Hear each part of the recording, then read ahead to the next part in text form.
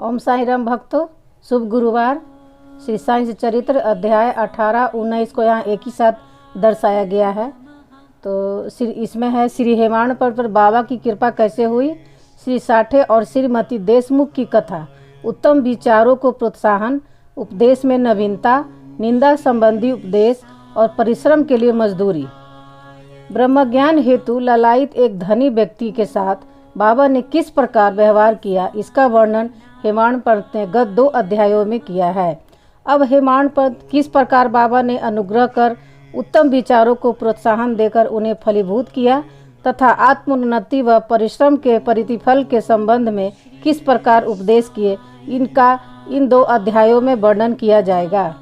पूर्व विषय, यह विदित है कि सद्गुरु पहले अपने शिष्य की योग्यता पर विशेष ध्यान देते हैं, उनकी चित्त को किंचित मात्र भी डावाडोल न कर वे उपयुक्त उपदेश देकर उन्हें आत्मनुभूति की ओर प्रेरित करते हैं। इस संबंध में कुछ लोगों का विचार है कि जो शिक्षा या उपदेश सद्गुरु द्वारा प्राप्त हो उसे अन्य लोगों में प्रसारित न करना चाहिए। उनकी ऐसी भी धारणा है कि उन्हें प्रकट कर देने से उनका महत्व घट जाता है। यथार्थ में यह दृष्टिकोण संकुचित है। सद्गुरु तो वर्षा ऋतु के मेघ सदृश हैं जो सर्वत्र एक समान बरसते हैं, अर्थात वे अपने अमृततुल्य उपदेशों की विस्तृत क्षेत्र में प्रसारित करते हैं। प्रथमा उनके सारांश को ग्रहण कर आत्मसात कर लें और फिर संकीर्णता से रहित होकर अन्य लोगों में प्रचार करें। यह नियम जागृत और स्वप्न दोनों अवस्थाओं में प्राप्त उपदेशों के लिए है। उदाहरणार्थ, बुद्ध कौशिक ऋषि ने स्वप्न में प्राप्त प्रसिद्ध राम रक्षा स्तोत्र साधारण जनता के हितार्थ प्रकट कर दिया था। जिस प्रकार एक दयालु माता बालक के उपचार कड़वी औषधि का बलपूर्वक प्रयोग करती है, उसी प्रकार श्री साईं बाबा भी अपने भक्तों के कल्याणार्थ ही उपदेश दिया करते थे। वे अपनी पद्धति गुप्त न रखकर पूर्ण स्पष्टता को ही अधिक महत्व देते थे। इसी कारण जिन भक्तों ने उनके उपदेशों का पूर्णतः पालन किया, वे अपने ध्येय की प्राप्ति में सफल हुए। श्री साईं बाबा जैसे सद्गुरु ही ज्ञान चक्षुओं को खोलकर आत्मा की दिव्यता का अनुभव देने में समर्थ हैं। विषय वासनाओं से आसक्ति नष्ट कर वे भक्तों की इच्छाओं को पूर्ण कर देते हैं, जिनके फलस्वरूप ही ज्ञान और वैराग्य प्राप्त होकर ज्ञान की उत्तरोत्तर उन्नति होती रहती है।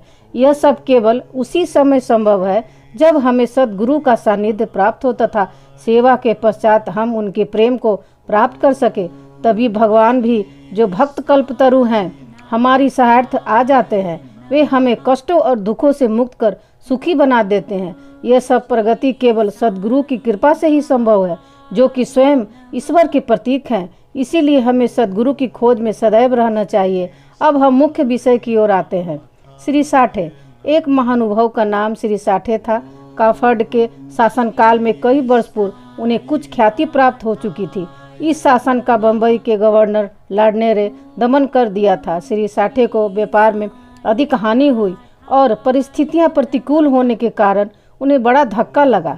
वे अत्यंत दुखित और निराश हो गए और अशांत होने के कारण उन्हें घर छोड़कर किसी एकांत स्थान में वास करने का विचार करने लगे। बहुधा मनुष्यों को ईश्वर की स्मृति आपत्ति काल तथा दुर्दिनों में ही आती है और उसका विश्वास भी ईश्वर की ओर ऐसे ही समय में बढ़ जाता है।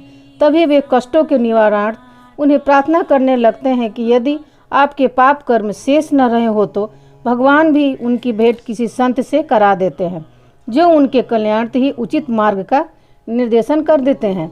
ऐसा ही श्री साठे के साथ भी हुआ।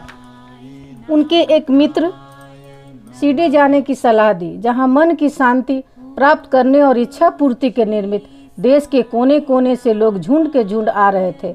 उन्हें यह विचार अति रुचिकर प्रतीत हुआ और सन 1900 में वे 17 में शिरडी आए। बाबा के सनातन धर्म ब्रह्मा दीप्तिमान निर्मल एवं विशुद्ध स्वरूप के दर्शन कर उनके मन की व्यग्रता नष्ट हो गई और उनका चित्त शांत एवं स्थिर हो गया। उन्होंने सोचा कि गत जन्मों के संचित शुभ कर्मों के फलस्वरूप ही आज मैं श्री साईं बाबा के पवित्र चरणों तक पहुंचने में समर्थ हो सका हूं। श्री साठे दृढ़ संकल्प के व्यक्ति थे, इसीलिए उन्होंने शीघ्र ही गुरु चरित्र का पारायण प्रारंभ कर दिया। जब 1 सप्ताह में ही चरित्र की प्रथम आवृत्ति समाप्त हो गई, तब बाबा ने उसी रात्रि को उन्हें एक स्वप्न दिया, जो इस प्रकार है। बाबा अपने हाथ में चरित्र लिए हुए हैं और श्री साठे को कोई विषय समझा रहे हैं तथा श्री साठे सम्मुख बैठे ध्यान पूर्वक श्रवण कर रहे हैं। जब उनकी निद्रा भंग हुई तो स्वप्न को स्मरण कर वे बहुत प्रसन्न हुए। उन्होंने विचार किया कि यह बाबा की अत्यंत कृपा है जो इस प्रकार अचेतनावस्था में पड़े हुओं को जागृत कर उन्हें गुरु चरित्र का अमृत पान करने का अवसर प्रदान करते हैं। उन्होंने यह स्वप्न श्री काका साहेब दीक्षित को सुनाया और श्री साईं बाबा के पास प्रार्थना करने को कहा कि इसका यथार्थ अर्थ क्या है और क्या 1 सप्ताह का पारायण ही मेरे लिए पर्याप्त है अथवा उसे पुनः प्रारंभ करूं। श्री काका साहेब दीक्षित ने उचित अवसर पाकर बाबा से पूछा कि हे देव, उस दृष्टांत से आपने श्री साठे को क्या उपदेश दिया है? क्या वे पारायण सप्ताह स्थगित कर दें? वे एक सरल हृदय भक्त हैं, इसीलिए उनकी मनोकामना पूर्ण करें और हे देव, कृपया कर उन्हें इस स्वप्न का यथार्थ अर्थ भी समझा दें। तब बाबा बोले कि उन्हें गुरु चरित्र का 1 सप्ताह और पारायण करना उचित है।